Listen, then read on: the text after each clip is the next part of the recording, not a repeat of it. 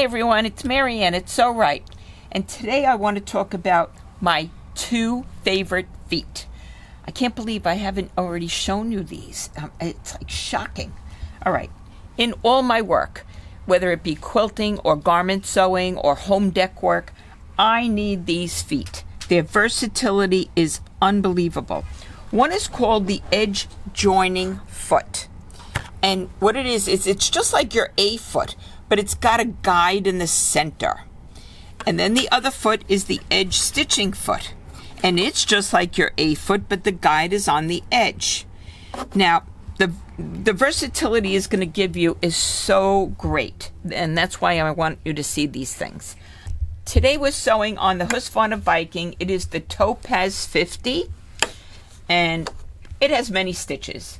But what I really want to point out at this moment is the versatility of getting a perfectly straight stitch, whether it be on the edge of your fabric or in the ditch of a seam or next to the seam. So I'm going to start with the edge stitching foot. So the guide is on the edge. And I am using dark fabric with yellow thread. It's embroidery thread, but it's going to stand out nosely so that you could see this through the video.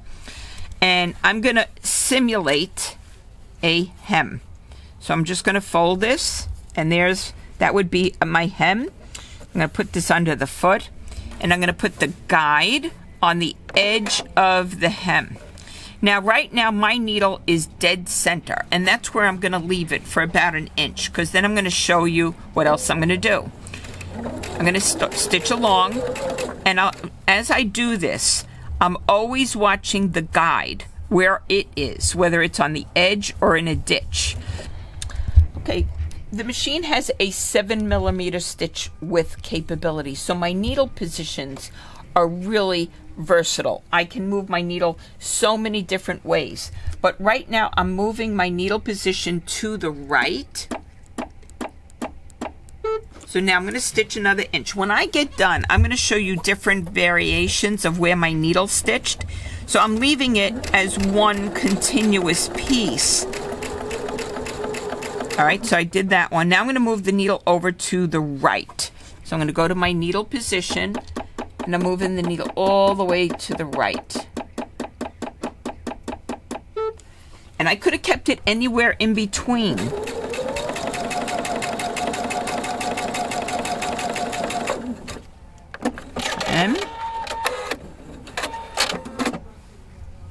So here's where I started. My needle was dead center. Then I moved my needle all the way to the right. Then I moved it all the way to the left. All right. This is going to be so helpful to you when you're doing garment work. Imagine I hemmed a pair of pants and I sewed straight here. And then as I came full circle all the way back to the beginning of my hem, I moved my needle over without moving the fabric or trimming and starting again completely. All I did was came back to where I started. Then I can move my needle over to the right and still go full circle around, and then I'd have two perfectly parallel rows of stitches. So that is the benefit of having needle positions and these feet. Let me go a little bit into this a little bit more. When I want to get on the very edge here, I can't do that with this foot, because when this foot goes down, my needle can only come into this spot in here, which brought me there. But if I want to get over here now, then I need my other foot. I'm going to use the edge joining foot. So now I'm going to switch. And now, when I put the guide on the edge of the fabric, and I want to get my needle position over to this edge, I'm going to come back to my needle position on the screen, and I'm going to move my needle position over to the right. How close? It all depends on how close you want it to that edge. I'm going to put it to 0.8. Now watch this. This is extremely hard to do with this with this foot. It's easy, but without this foot, to get the accuracy that you're going to stitch or that you're going to see is so perfect.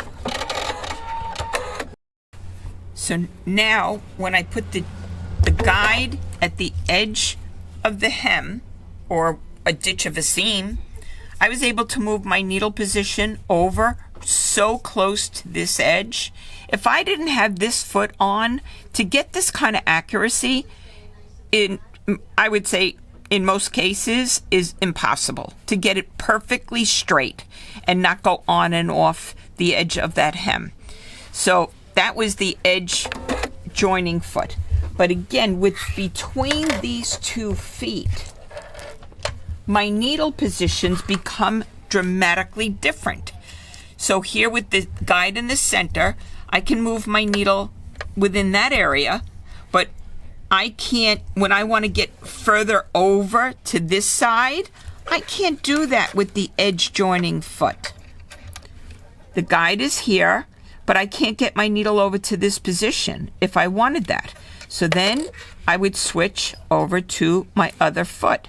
I can't tell you how many times in my garment work I have both of these feet out doing a garment, one garment, and I'm flipping back and forth between these 2 feet because it depends on where I want my needle position to get that perfectly straight edge, whether it be on the edge of a hem or in the ditch of a seam. So again, these feet are a necessity in whether it's garment work or quilting. But let's talk about something else. Say you have 2 pieces of finished lace and you want to make a wider piece.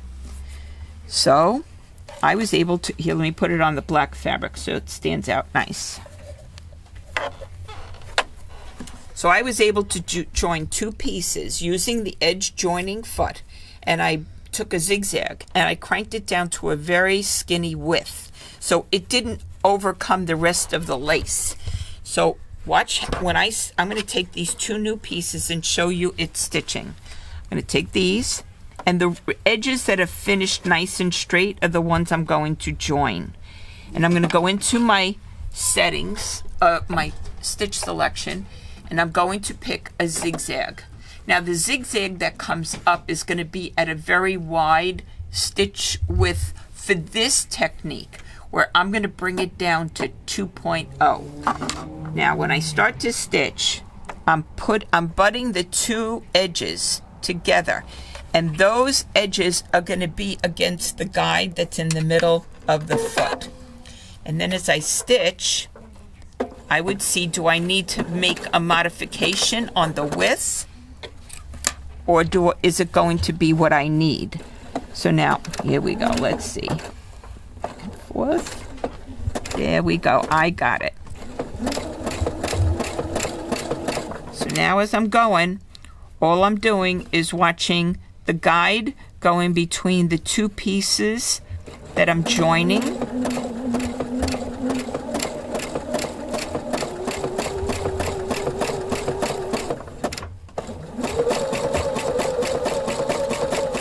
This is also a lot to do with heirloom work.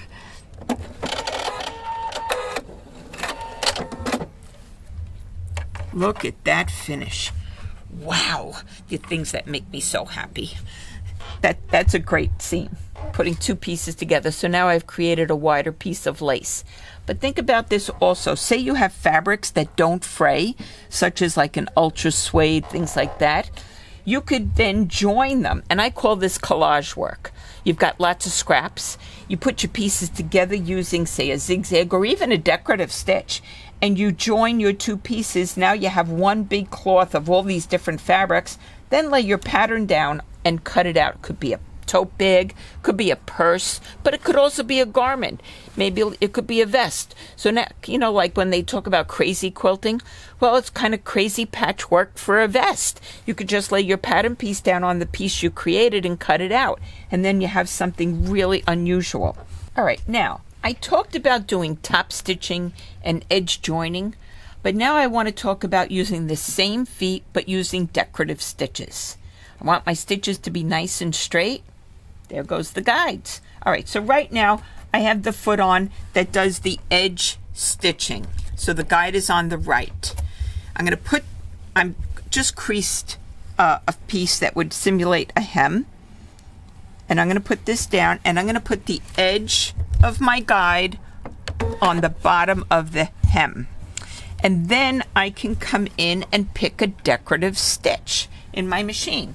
So I'm going to go back to my menu selection, and just for the heck of it right now, I'm going to use a stitch from menu C, and that is the one that looks like a cross stitch.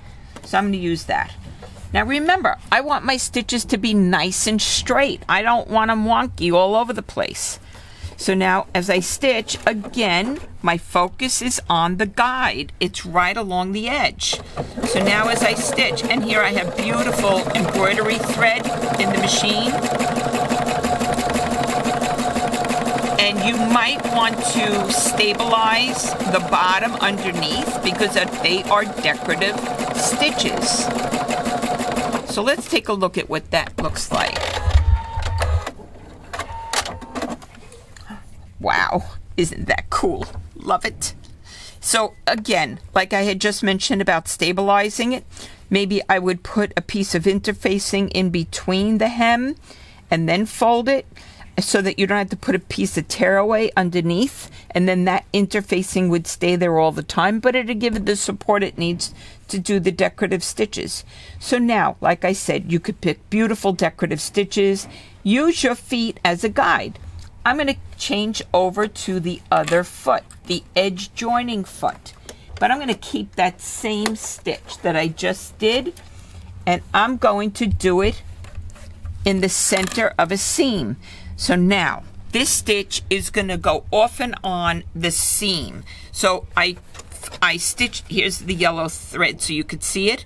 I joined two pieces together. I pushed the seam to one side, and I'm going to put the guide in the ditch of the seam. So now as I stitch that same cross stitch look stitch, it's going to go on and off the seam. Again, you should use something like stabilizer or interfacing underneath to give it the support. I'm going to go along and I'm going to stitch a little, and then I'm going to stop, and let's see what that looks like.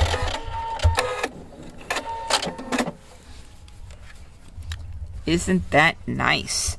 Actually, it was stitching just to the side of the seam. So then I might change my stitch width. Let's go back and see what we have to do. Okay, so I was doing this stitch, which came out here, but I wanted to bridge more, and I can't make that particular stitch wider. And how do I know that? Because when I do this, it won't let me. It's not programmed to go wider.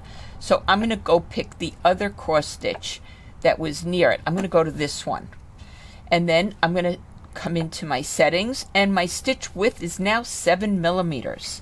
Now that's going to be very wide, and it's going to be able to bridge both sides of where my fold of my seam is and go off. This stitch is very wide, and if you'd never noticed though, on your screen when you pick certain stitches, it's going to give you a symbol that looks like this. It looks like a piece of paper, but that represents for this technique that you should use stabilizer. Your stabilizer goes underneath the fabric. I would say that pretty much 90% of all your decorative stitches should have stabilizer, but again, your machine is going to tell you. So now I put the guide in the ditch of my seam, stabilizer is underneath, and I'm going to stitch. Now the center of the cross stitch is right in the ditch of the seam. Again, I referred to crazy quilting before. This is another idea about crazy quilting. You can use that. You can just all kinds of embellishments. Oh my goodness, I get so happy when I see this stuff. So here's the ditch of my seam, and the cross stitch is going right down the center. So again, but stabilizer is underneath. And if you weren't aware, stabilizer is usually temporary. So when you want to pull it away, I don't want to pull too hard on those because then it could distort the stitches. So as I pull, I put it on a firm table, and I put my fingernail right down at the edge of the stitching. So as I pull away, I'm not pulling on the stitches. And that little piece that's left in the center, it's no big deal. Just leave it there. So then you'd be left with only the stabilizer that's under the stitches, but you've given the fabric the support it needed to do that beautiful stitch. So here I was using the edge joining foot to put the stitches down the center of a seam. The edge stitching foot, I was able to do it along the edge of a hem, or if I had put the edge stitching foot back on, I can now come back in, and now my stitch will be all the way on this side, not going on and off the seam. So my decorative stitch is here, but it's parallel to my seam.